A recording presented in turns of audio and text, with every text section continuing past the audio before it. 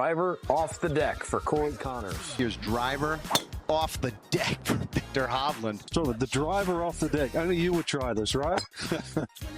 Oh my, what a shot. Just to be able to hit it off the deck and get that thing down and fly it in running. You have to put your foot on the gas. You pull out the driver off the deck and you put it on the green all the way up the hill. Welcome back to another episode of Off the Deck. I'm your host, Josh Decker. Really excited to be joined today by Clay Buchweitz. Clay, what is up, dude? How are you? Good to see you. Thanks for having me. Absolutely. Thanks for coming on. I'm excited to hear all of the stories. We actually grabbed lunch earlier today, and I feel like you've lived 10 lifetimes and we scratched the surface of that a little bit earlier today. But welcome to Off the Deck, the rudderless ship that I'm the captain of, where we talk about sometimes golf and sometimes not things golf related. But let's jump right in. Tell me about your experience, how you fell in love with the game. When did you get introduced to the game, and what did that look like for you? Yeah, no, I appreciate it. Golf was something that, I kind of had the typical upbringing with, it was the grandparents' country club, going to the lessons, the pros at those places kind of coaching us through, what it meant to play golf and the different clubs in the bag and all of that type of stuff. And, for me, I didn't really fall in love with it until the middle of college. So my college experience was a little different than most, getting to play Division I football for a little bit. And then when I got hurt and decided to move on from that, I took a job in the sport of NASCAR, and that's really where the obsession started to come from. It was traveling around with the bag anywhere we went, just taking it with me. And then when I decided to go back to school, decided that I was going to go work at Vestavia Country Club, where I'm now a member. And that, and during COVID, really kind of set everything off for me. And then since then, it's just been downhill from there. I can't get away from it. I just love it so much. So you mentioned getting hurt playing football and then the pandemic. What was the time frame like for those two events to occur in your life? Because that's two substantial pivotal moments in time of A, having to quit playing a sport that you love, and then B, the world shuts down. How did those timelines align? Yeah. And one of those, many lifetimes that I lived happened in between those two in a very short amount of time. So what we had was the summer of 2018, getting hurt and injured playing football here in Birmingham at Sanford.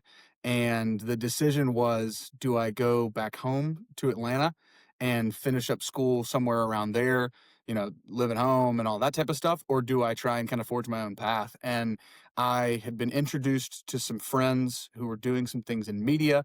They had been brought on by a venture capitalist to help with the things that he was doing. He wanted to start a NASCAR team. I had done some help with some of the NASCAR programs that were around, as well as with Talladega. And all of those things together really turned into, in the fall of 2018, them coming to me and saying, hey, do you want to come help with the business development and NASCAR operations here? So, of course, being 20 years old, I said, absolutely, I would love to do that. And that's really what set things off from that standpoint. Fast forward 2 years, January of 2020, things weren't going exactly how I would have wanted them to. And it just seemed like the right time to make that next change, whatever that next chapter was. And that's when I decided, okay, I'm going to go back into school. I'm going to pour myself into trying to graduate, on time, quote unquote. The rest of my class from high school was going to graduate in 2020. I just told myself I wanted to graduate in that same calendar year. So it's how can I get everything done by December of 2020? And actually got kind of lucky with COVID because I was able to fit in a bunch of school during that time. And with that, was able then to play a lot of golf. So where I went from playing football to doing the NASCAR stuff to then working at the country club during COVID, it all kind of happened within a matter of 24 months, but it was a lot. And that obviously then, led to, like I said, the obsession with golf. Right. So it's interesting to me that I think this is the first time I've heard anyone talk about playing a lot of golf or being introduced to golf by virtue of motorsports. right in racing. Those typically don't fall in the same dialogue of, oh yeah, I'm working for NASCAR and playing a lot of golf. So what was that like? You'd be surprised. The group of people who play golf in NASCAR is humongous. Those folks are always traveling around. It's just a traveling circus, and you're with Right. the same people for 36 weeks out of the year. So you have to find ways to do other stuff. And one of those things is that the team members and the tire changers and all those guys, they throw their bags on the haulers that are going to the tracks. The clubs are there, and then at that time, there was still practice going on. So you'd get there Thursday, there's practice, there's qualifying, there's all that stuff, but you're not racing until Saturday or Sunday. So you had to find time to kill time. And the best way to kill time is 4 hours on a golf course, if not a little bit longer. That's awesome. Yeah. That's fantastic. Yeah, I might need to try and track down a crew chief or somebody to have on the show who can attest to. I mean, it sounds like all the guys that are pitchers in the major leagues who are just wherever on the road and have their sticks with them. Like we've heard the stories of John Smoltz and Maddox and how they would play and play a ton of golf because wherever city they were in, if there wasn't their rotation to be pitching, they were on the links somewhere. But that I did not know that about NASCAR. That's Oh incredible. yeah. And especially now, I'll shout out a couple of guys. Ernie Pierce used to be the jack man for the 20 team. He has since moved on from NASCAR and is now more in the media world, but he is like crazy into golf now. And to the point where I told him, like, whenever you're in Alabama, let's just play as much as you can. And he's doing some really cool stuff. So you have to look him up. And then I don't know if you know Alex Forey, the one-armed pro who's from Birmingham originally. Okay, He no. is now a pro up at the 500 Club in Charlotte, and all of the drivers are his boys now, and they're all into it now. So they've got this whole thing. I think they call it Shake and Bake Sports, and their whole Instagram page is about them playing golf. And I don't know if they're very good, but we tried to get them out when they were here for Talladega. So it's fun to see like that world that I love so much. I mean, you can see behind me, but those things kind of meshing together now is really fun. Yeah, that's very cool. So you get the golf bug, and now you're working at Vestavia Country Club here in Birmingham. What were you doing at Vestavia? Were you a cart boy? Were you back? Oh, tell me what that experience was like. Yeah, bag room, cleaning carts, shaking hands, and kissing babies all day. That was really what it was. I'd like to think that I was more important than I was, but that's really what we were doing. And it was fun because I had a lot of friends from school who had been doing that, and I just got to go in and hang out with them. And we played a lot of golf. I mean, you got to think during COVID, for most of the people who were members at Vestavia, working from home meant working on the 10th tee box, Right. and but they were out there all the time. And then for us at the time as employees, when the course was shut down on Mondays, we kind of had free reign as well. So we would tee off at first light on Monday morning. We would order Jimmy John's by the time we hit 16 and have it delivered for lunch, go tee off and play again. And then we always tried to get 9 more before the end of the day. So we were at least playing 2 rounds of golf every Monday, if not more. That's incredible. So how many rounds do you estimate that you played during the pandemic? Gosh, I always like to say it was north of 290 rounds of golf. That is an insane number. And what is that timeline? Is that we're talking from January 2020 to when? January to December. Okay, so in less than a calendar year, Yeah. 290 rounds of golf. That is absurd. Yeah. And unfortunately, I wish I had been, tracking everything on Gin like I was now, just because I wasn't at the time. I mean, in between, 18 birdies and all these different things, I was trying to kind of compile everything together. I didn't really get into Gin until June of that year and really start logging everything. So I wish I had the screenshots and like the year in review and all of that like I do. My goal for how many rounds of golf I play now is significantly less than that. But obviously, we have the connection from our favorite little 9-holer up in Tennessee. Right. That one, I do count a lot of those loops as rounds, and probably not the 9-hole loops, but definitely the 18-holers. We went up there 3 or 4 times that year, and it was during the summer, and we were riding carts and just kind of ripping around. So I count some of those rounds, if you will, towards that 290. No issue here with you counting those. I mean, I think every time you play 18, that's a tick in my box of another round completed. That is awesome. And I feel like a lot of the golf crazed population did the exact same thing during the pandemic, because to your point, work had stopped. I mean, I remember my wife and I looking at each other at like noon and being like, I'm done. Are you done? Yeah, I'm done. You want to open a bottle of rosé? Yeah, let's do it. And it was just like, that kind of became the norm. Whether it was a Tuesday or a Thursday, it just was such a unique Yeah. time. Yeah. And yeah, I didn't take advantage of playing as much golf as you did. I wish I would have. But yeah, it was definitely an interesting time. When in talking about having you on the show, one of the things that we discussed was your affinity and love for Michigan. And that was something I'm excited to hear about, because I feel like it's kind of one of the best kept secrets in terms of golf destinations. Everybody knows about Pinehurst and Bandon and the West Coast and going to play all the courses in the Northeast.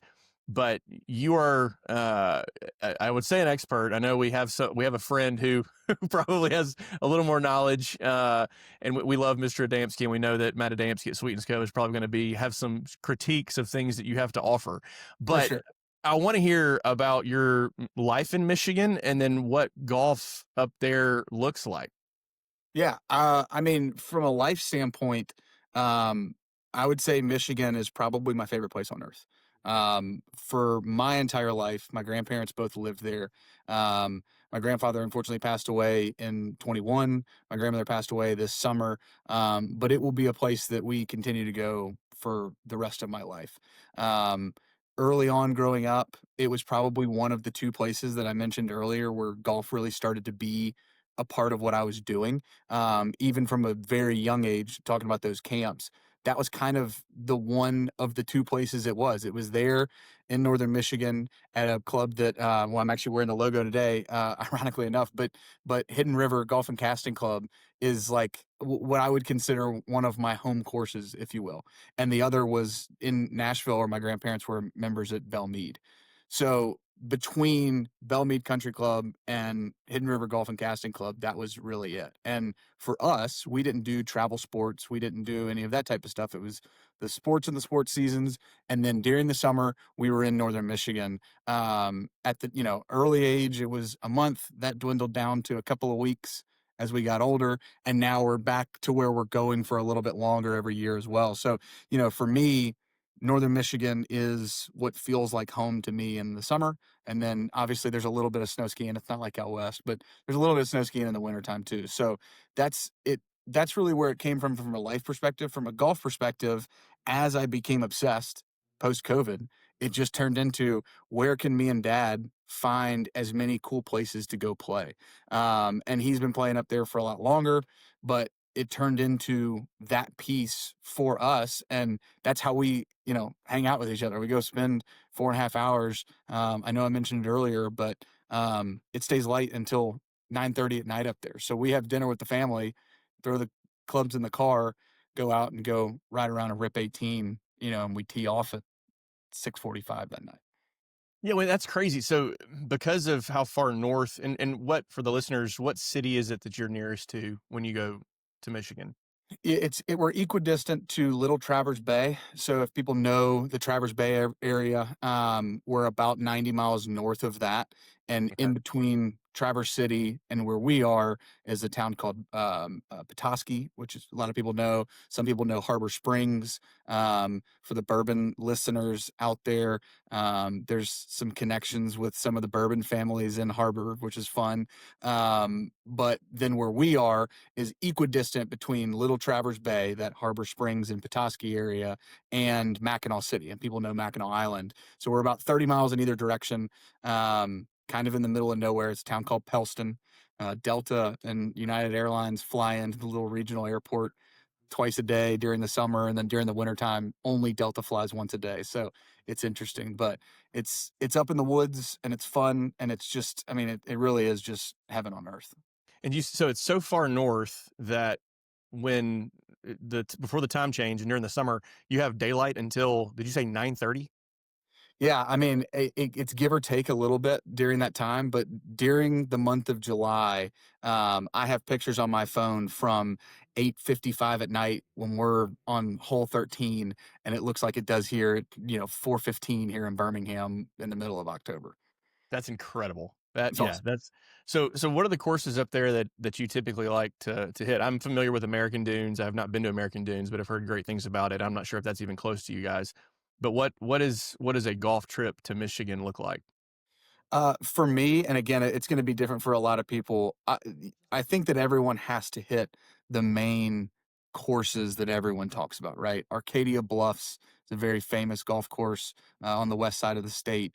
They've got a couple of courses out there. You mentioned American Dunes. That's cool with the loop and all of that type of stuff that they've got going on.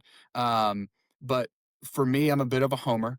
And so the courses that I prefer are the ones where you start to look at the Boyne Resort courses. So Okay. they have 5 or 6 courses. And again, you're talking about really well kept properties, but like you said, it's a bit of a secret. So not a ton of people know about it. It doesn't really stay crazy busy. But what they have is so much water from September to April because of how much snow and how much rain is falling that then during the summer months, it's some of the best course conditions you can find anywhere in the United States, in my opinion. And so the Boyne Resort courses are fantastic. They've got a couple of really cool ones. They've got a Donald Ross Memorial course, which is a little quirky, but is cool because you get the different holes from different places that he's built. And then, of course, Hidden River is a great one. But some of the history around the other courses that are up there. Mackinac Island, for example, was a first for me for this year, even. But it's all horse and buggy and bikes on the island. So Oh, you get wow. off the boat, and a horse picks you up with a horse-drawn trailer, and they throw your golf clubs on, and they taxi you to the golf course behind a horse. And there's 2 different 9-hole courses that the Grand Hotel there owns, and you start off back in the woods, and it's this cool layout, and you can see, you're on top of the island, so you can kind of see, different areas of the island from where you are. The second one plays directly in front of the hotel, and it's only like 4,800 yards, so it's super short, and you're knocking it around. It's a blast. But then the other course on the island was built in 1846 on a farm that was Whoa. a War of 1812 site. So you've got this history involved with it as well that's just Yeah. amazing. Yeah. And I guess so you've got all day. I mean, you've got what, at least 12 hours of daylight to play in the summer? Oh, And yeah. then Mackinac Island, you said there is a hotel, so you can stay on the island, but the only mode of transportation is a horse and buggy Or bikes or bikes. walking. Okay. My wife Or and I, walk- we got off the boat and we actually walked to the pro shop. It's only like a mile. And we carried our bags the whole way. We've got pictures of us walking and all that type of stuff. So it's really it's just I would highly recommend going for anybody. I mean, again, I almost didn't want to talk about it because it's kind of our best kept secret at this point. But I'm just such a history nerd and all that type of stuff that going to Washkomo and seeing these places, and you're standing next to a tree where they know that there was a hand-to-hand battle of the War of 1812 before the Yeah, British. that's wild. It's crazy. That's very cool. So now you fast forward, which actually let's go back a second. Playing D1 football. How did your history in D1 football translate into playing golf? I really love competition. I'm about as competitive as it comes. And I think that I probably love tennis more from a competitive standpoint, only because every single time I play tennis, I actually get to beat somebody. I think I like winning. I prefer not losing more than I like winning, if that makes sense. Okay. So It I does hate make losing sense. more than anything else, which is why golf sometimes gets super frustrating for me because I'm not playing against anybody if I'm by myself. It's me, the 6 inches between my ears, and the golf course. But that's really what the competitive piece of it was for me. You'll also never find me on a golf course not playing some sort of a game. So even if it's my wife and I playing 9 holes on a Sunday evening after a weekend at the lake, like we're going to be playing match play, and we're going to be betting on who's grilling the steaks that night. You know what I mean? Like that's just kind of how it goes. But it definitely kind of fuels that competitive fire that I still have, and playing Division I football may be a loose term. I practiced a lot of football, but I did not get to play very much. What position did you play? Played linebacker. So Okay. had some really cool opportunities, played with some great guys. A lot of guys on our team at Sanford at the time went on to play in the next level. So it was fun to get to play with them and be on the field with them. And definitely a shock to the system. But I think that also translates into golf as well. You know, I played high school football and I thought I was the guy. And I showed up at Sanford and I was not. And even now with golf, I like playing with people who are significantly better than I am. I just think it's more fun. And then golf on top of that offers the ability to be able to level the playing field with the handicap system and the way that strokes work and all that type of stuff. I love that piece of it as well, that I can go out there and play against somebody who's, you know, playing in the Ryder Cup in a couple of weeks and actually get to be competitive with them out of, you know, the place that we call home. Right, right. So you play against your better half. Who typically wins that match? It's quickly swinging in the other direction towards her, which is Okay. super scary. She did not pick up golf at all until January. She refuses to let me teach her anything. But there have been multiple instances where she's been out on the driving range and called me afterwards and said she's going to CVS to get Band-Aids because her hands are bleeding. So Whoa. she is like, I'm like, you realize you don't have to hit the entire bucket of balls on the range. She's like, well, they're all there. They're in the bucket anyways. I might as well hit them all. I'm like, that's like 1,000 balls. Like, what are you doing? That's crazy.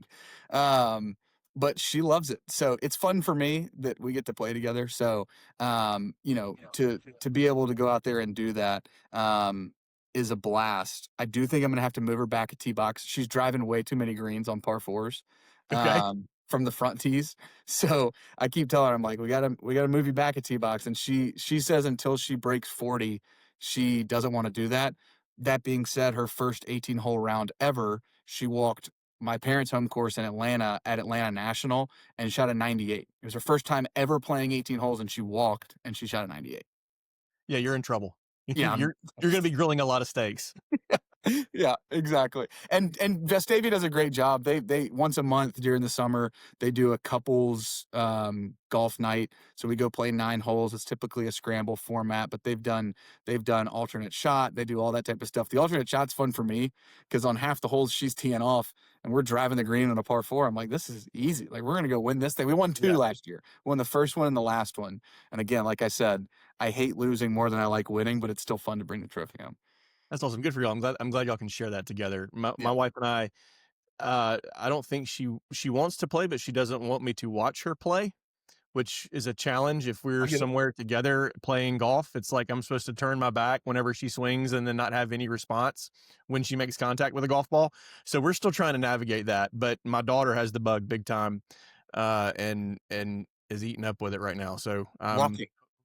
do what? Walking will help big time. Walking would help. We should just walk. That's what we do. She doesn't want to be in the cart. She plays terrible when we're in a cart. I play terrible when we're in a cart together because she's mad that I'm giving her critiques or laughing when she can't get out of the sand or whatever it may be. And then we go walk and she shoots a 41 on her own ball with no mulligans. How long have y'all been married? Just over 2 years. We're coming up on 3 in the spring. Okay. Don't laugh at her if she can't get out of the bunker if you want to stay married.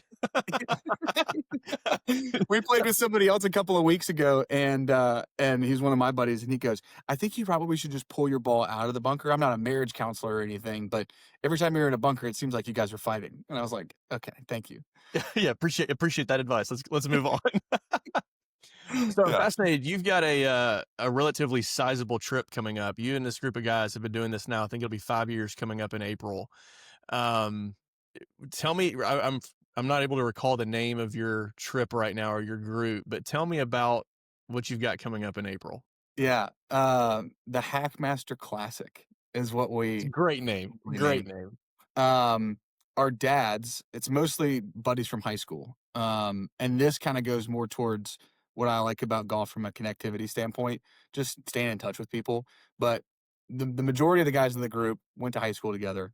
Our dads have been for our entire lives playing in a guys golf trip where they go for the weekend and go do something similar to what we're doing. Granted, what they're doing isn't as cool as what we've got because I'm planning the trips and getting the swag and all that type of stuff, and they've never done that before. but they started doing it a long time ago. And since we've gotten older, we've said, we want to start something similar. So 5 years ago, had the idea, decided we were going to do it. It started out with 8. It's now at 10. 10's a terrible number for a golf trip because it's not an even, group of foursomes. But we make it work. And yeah, like you said, coming up on year 5 in April at Sweetens, which is going to be a blast. So playing as a 10-some the whole time.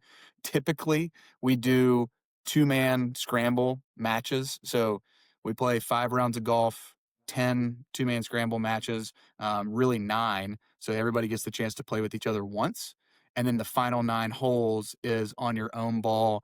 The top 4 players are in the last grouping. Everybody plays in front of them. If there is some shuffling that goes on, it's exciting, but normally somebody from that last group is coming in and attacking it. So, it's been a blast. This year we're doing a Ryder Cup style format. And again, I've put probably too much thought into it. No such thing But for a golf trip.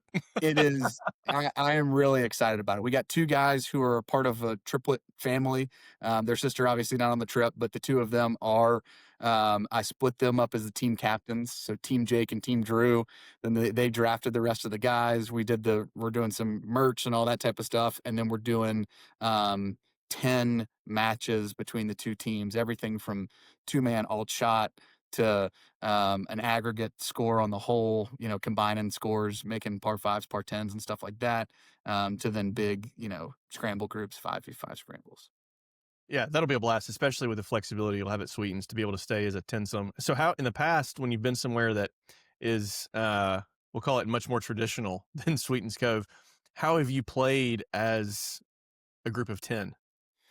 We do it one of 2 ways. It's always the foursome playing together, and then there's a twosome on their own. I typically just book 3 foursomes, and then when we get there, we do the typical, somebody's sick or they can't make it.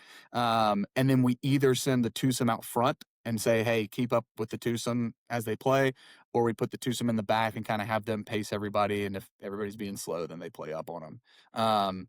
But it's been fun. We've got a pretty serious Google sheet that is all set up for the handicaps, and it's we've got one guy who is an Excel wizard, and so he set up we put the names in, you put the handicaps in, and it sets up the rest of the matches for the rest of the time. All everybody has to do is just plug their score from their team into their name on the scorecard in the Google sheet, and it populates the live score on the scoreboard at the front page. So Oh, that's cool. pretty in-depth. That's really cool. I've never thought about that you could use a Google Sheet to have an active live tracking of a golf outing. That's actually, you don't have to pay for any of those services that require a debit card and trial and all that. No, where all have y'all gone in the past?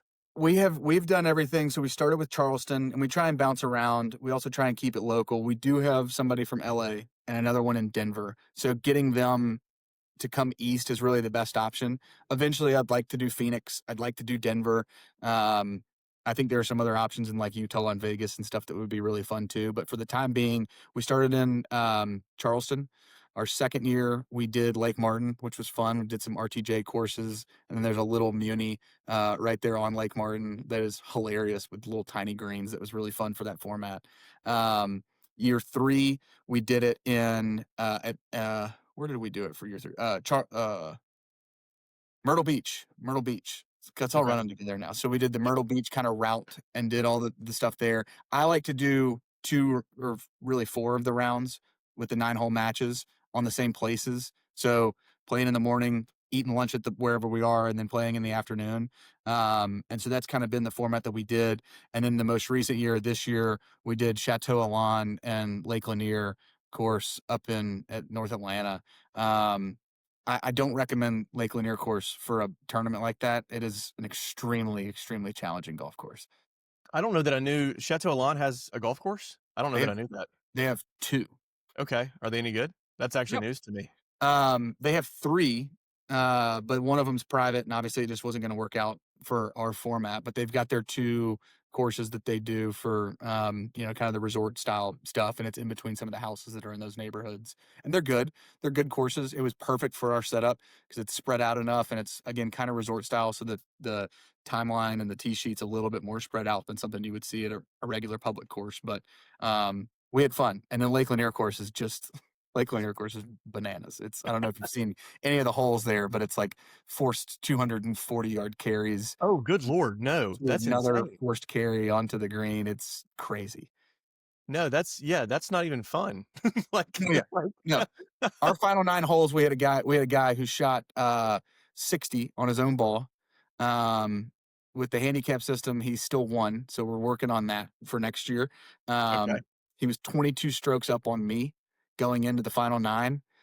He won by 2. I did not play very well, admittedly. It's not. I mean, you can tell I'm not upset about it whatsoever. But Right. he shot a 60 on his own ball. He had a 12 on a hole, the hole that I'm talking about. His first 3 tee shots, he topped into the water.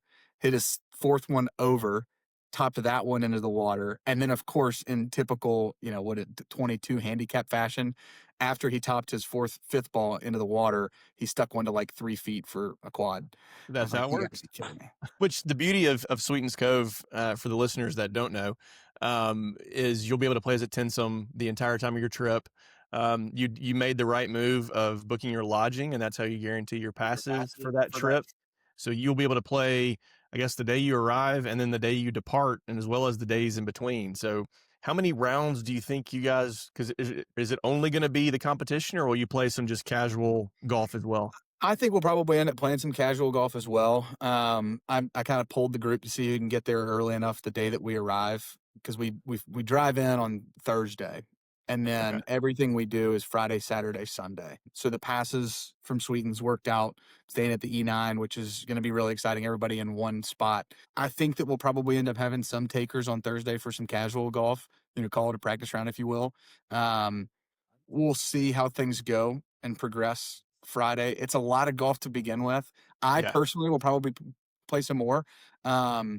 But in typical fashion, you get to the final 5 or 6 holes and the Trulies start flowing, the bourbon starts Right. going.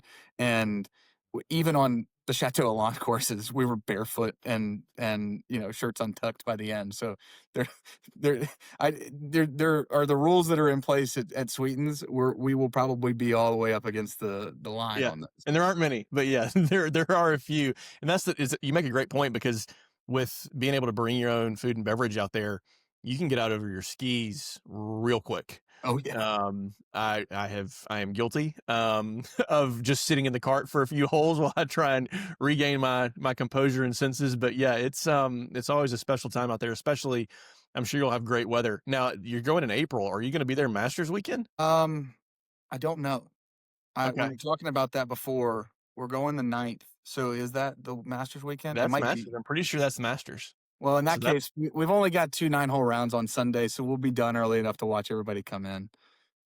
But yeah, it's always a great time up there. So like I said, you've had some incredible experiences very early in your life, played all over the country. Tell me about some of the highlights just of your travels and places you got to experience that are bucket list courses for a lot of people. Yeah, obviously, got to play a lot of the courses out west. Kind of that whole, swing that people would want to play. Obviously Cypress and those places are still high on the list, but getting to play those courses, I was really lucky to do that during COVID as well. For What was me, Cyprus like? well, I haven't played Cypress. Oh, you That's had it. still on the Okay. bucket list. Okay. No. That would be. I might stop playing golf. Period. After Yeah, if I'm that was done. the case. Played Yeah, Cypress just Point. I'm out. shut it down. Not gonna get any better. Michigan Golf can it. I'm done. Um, no, that was cool. Obviously, I got to play that with some connections that I formerly had, in the sport, and so I was getting to do that. I think the coolest trip I got to do, period, was a couple of guys, a dad who is an agent in the sport and in motorsports, who represented a couple of the people that we were sponsoring. And then he has 2 sons who are my age, and they just called me like one week and said, "Hey, we've got a membership at Pinehurst and we've got a house up there. Do you want to come spend the week with us up there and play a bunch of the courses?" And of course, that's one of those deals where you just say yes. And so dropped everything, got the first Southwest flight I could up there, and then drove the hour in, and it was just a dream. You get to play the Cradle, you get to play all but 2. So, and 4 wasn't opened yet, but I mean, getting to play those courses, it's Pinehurst. It's just really, really special stuff.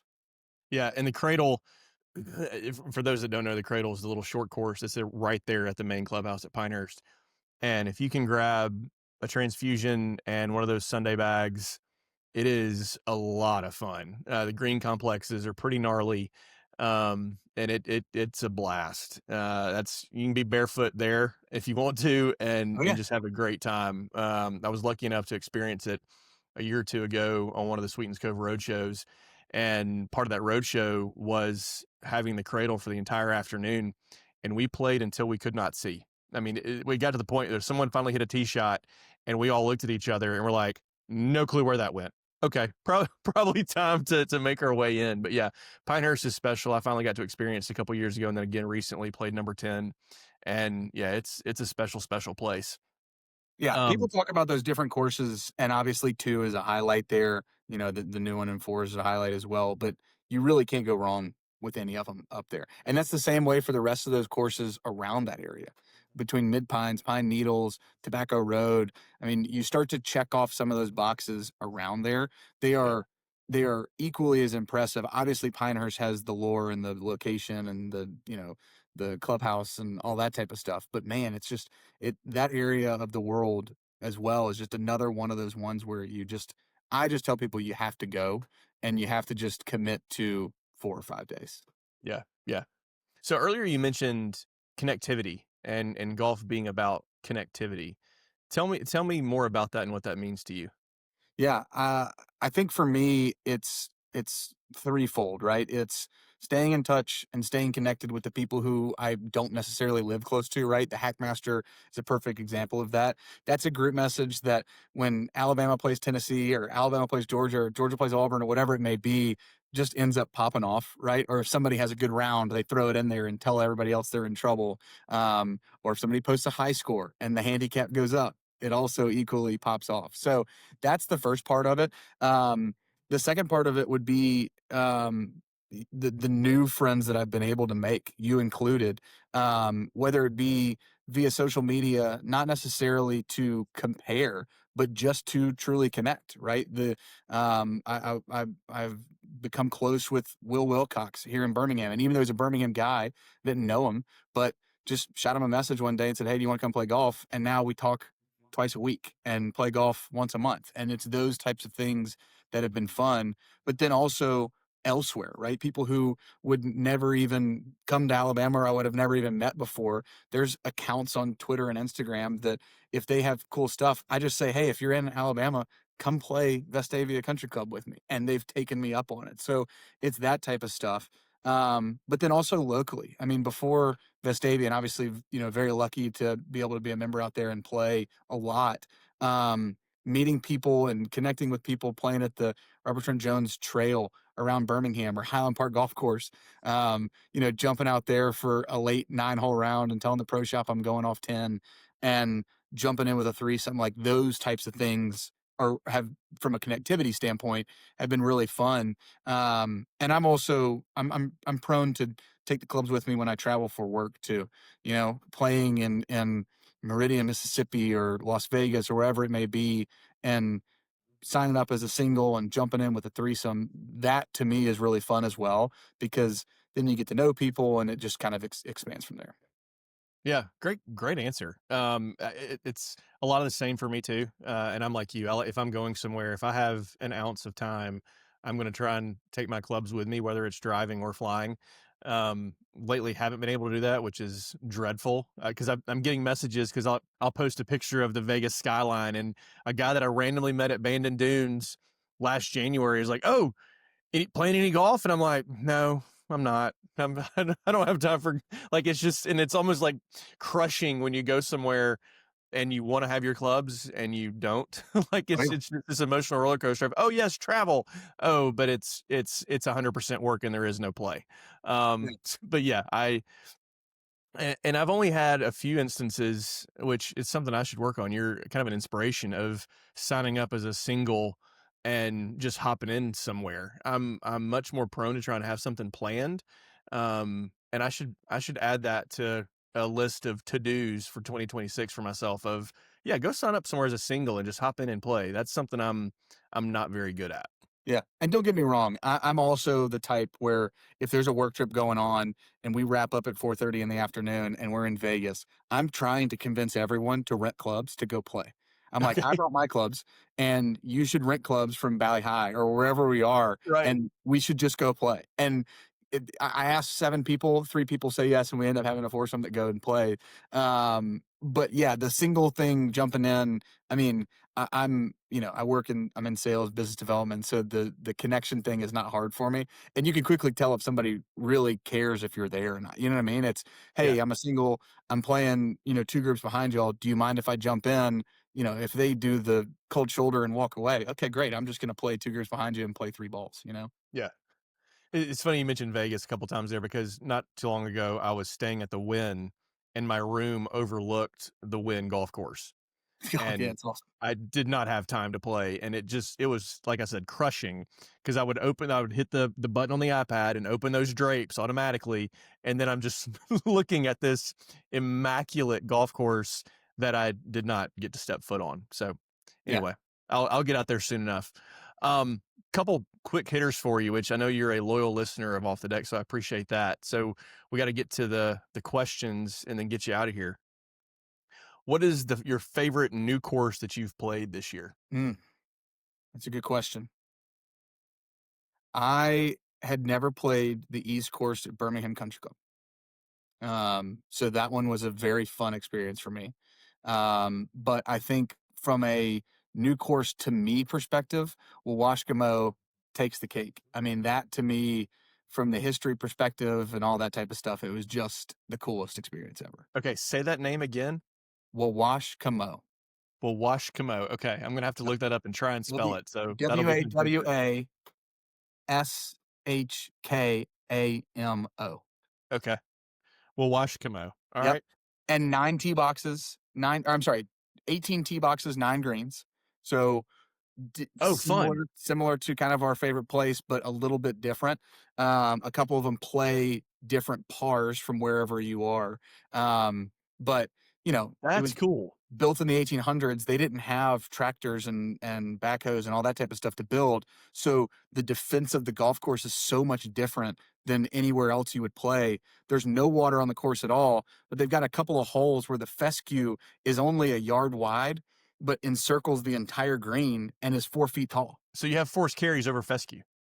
Yeah, to a green that's a foot Yeah. past the fescue, which is so That's cool. awesome. I Yeah. love that. That's a really cool design. Yeah. If you don't have the water, what other defense can you create? And it's growing 4-foot rough. And then I the love fairways. The fairways were plowed by hand or by mule. So Okay. you could be standing on a hump and your ball is down in what feels like a giant divot, and then there's another hump on the other side of it because it was literally plowed. So they haven't updated it with any modern technology. Not that I know of. I mean, they cut and water with modern technology. That's but incredible. Yeah, I'm about to do a deep they didn't dive grade it in right. Washkamo after we wrap this up. Yeah, it's a cool one. It's one of my favorites. What's your favorite club in the bag right now? My 3 utility iron that I bent to a 4, and I don't know if I'll ever change it. I hit my 3 wood the furthest right now. Can't hit my driver. But I got a driving iron, 3 iron that I bent to about 22.5 degrees to be a 4, and I can pretty much do whatever I want with it. Yeah, that's a lot of fun. I don't have that club in my bag right now. What would your dream foursome be? If you could put alive or dead, they can be golf related. They don't have to have anything to do with golf. If you could put together a dream foursome, what would that look like? Man, that's a good question. There's a couple of different ways you could go, right? The golf related one would be, I would love to play with some of the guys that are playing on tour right now and just hear the stories. The sappy one would be, I'd love to play with my grandfather and my dad again at some point and add in my great uncle again, who's still alive, by the way, and at 90 years old plays in his Tuesday league. But that would be really fun. Yeah, it's a hard question. I have so many. If I could, could I have an entire course could I have Sweetens for the day and just bring as many people as I Sure. wanted? Because that's really what it would want to be. Because then Tony Stewart would be there and RFK would be there and Jordan Spieth would be there, and it would it would be the coolest day ever at Sweetens. but yeah, just too many to think of, I think. That's a great answer. I'm thinking through all of the different personalities. Okay, because Tony Stewart, he can run hot. We know Spieth can run hot, and these guys are going to putt it off a green, whether it be number 7 at Sweetens or anywhere, and be livid with what they're left with, probably snapping clubs over their knees. Oh yeah. That would be a treat to behold for sure.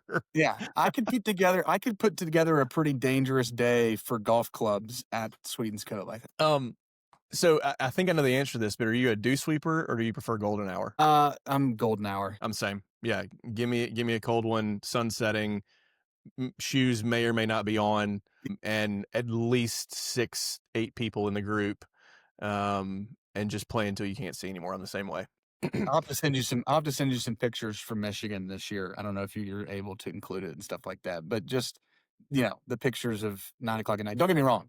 The dew sweeping in the morning, we played a course called Belvedere that I didn't even mention, another 1800s course that's hosted some mid-ams and Michigan amateurs and things like that. They've got a board where the greats have played, and they have their names up there. All the major winners that have played at Belvedere.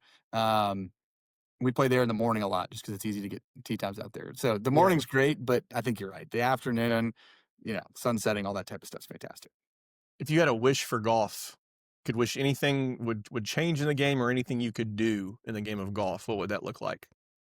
More people playing match play. Match play is king. Yeah, I agree. Match play is so much fun because it allows you to have a blow up hole and then you move on. And I know you should do that anyway, but I am mentally incapable of doing so. Yep. But having match play and being able just to put that previous hole in the past and move on. And there's also something that I feel like there's something unique with match play in that more crazy stuff happens in match play because you're wired differently and playing differently. You're willing to take a hero shot that you otherwise wouldn't in match play or in stroke play. And so I think you see crazier things happen than you normally do. Yeah. Well, and that's why Sweetens is so fantastic. I mean, who cares about the score? Go Right. and figure it out. And if you put yourself off the green 3 times and you're going to make a triple, move on. The next hole, you might have a hole in one, So you mentioned the putting it off the green. You might have seen this thing recently the USGA posted about you can take stroke and distance and replay the shot. And like, I've filed that away. I'm like, and actually I have a few people message it to me like, oh, there are places where I'm going to do that because I'd rather be on the putting surface than trying to get the ball back onto the putting surface. And I'll just take my stroke and re-hit the putt a little easier. I don't know if you saw that the USGA shared, but it's an interesting kind of thought exercise to go through about how to play a shot. I have an issue with that only because we like to play a snake. So Okay. the 3-putt snake game is kind of our, like, no matter what's happening, we're always playing a snake. And for us, I know everybody plays it differently, but especially at Sweetens, if you put yourself off the green, you automatically hold the bag. So it doesn't matter how many more 3-putts could happen, you hold the bag. And for match play purposes, putting back onto the green or chipping back on the green is always interesting. But yeah, I mean, listen, the rules thing are the rules. Obviously, it's designed to help with stuff like that. But we take crazy hats and sombreros and a dress one time and construction vest. If you hold the bag for the 3-putt snake game, you wear that until somebody else 3-putts. So it's Okay. fun. And how does that work? Tell me about how the snake game works. Snake is easy. It's a 3-putt is a snake in the bag. The last person to 3-putt on the hole holds the bag. And then at the end of the round or the day or whatever it may be, however much the group has decided on each snake costing, the person holding the bag owes every single person in the group. So that at can get Sweetens, expensive in a hurry. we have had days at Sweetens Cove during the summer with a big group, 10, 12 people, where we agreed on $1 per snake. And at the end of the day, we're like, how about 10 cents? Because $1 would be like $100 a person. So we have moved on from that quickly, but that's where then the funny hats and stuff like that came about. Yeah. Every time, without fail, and I will do this for the Hackmaster as well, I bring something different for the person who holds the bag to wear on the next hole. So far, we've done, like I said, a dress that I found at a gas station. Oh my gosh. We did a hat that I found at a gas station that said "bruh" across, that had a silver bill. Lord. I've brought a construction vest. I've brought a hard hat. I've done a sombrero. We've kind of checked all the boxes, so it's really fun. So anytime someone three putts, that is another snake in the bag. Is that correct? That's correct. Okay. Okay. Yeah, that could add up in a hurry, especially there. Yeah. Yeah. There, it's usually 10 cents a snake. Other Okay. places we do $1, $5, whatever it may be. But it's fun because you could lose a Nassau bet, right? $10 a side or whatever it may be. But the guy who you're betting loses the snake and there's 10 snakes. Everybody pays out $10 and it's not as painful. Yeah. God. All right. So last question, and it's the name of the podcast. So do you or do you not hit it off the deck? And if so, why or why not? A driver, rarely. Three wood is, I like to hit the 3-wood off the deck. So driver, yes, I do. Only when it's a big dog leg right, and only when I've had a couple of bourbons at Sweetens. Okay. So we had obviously had conversations leading up to this, and you had quite a few prepared remarks. I want to make sure we covered anything. It's the one time so far in the show that I'm going to hand the hosting duties over to the guest. Is there anything that we did not cover that you wanted to discuss?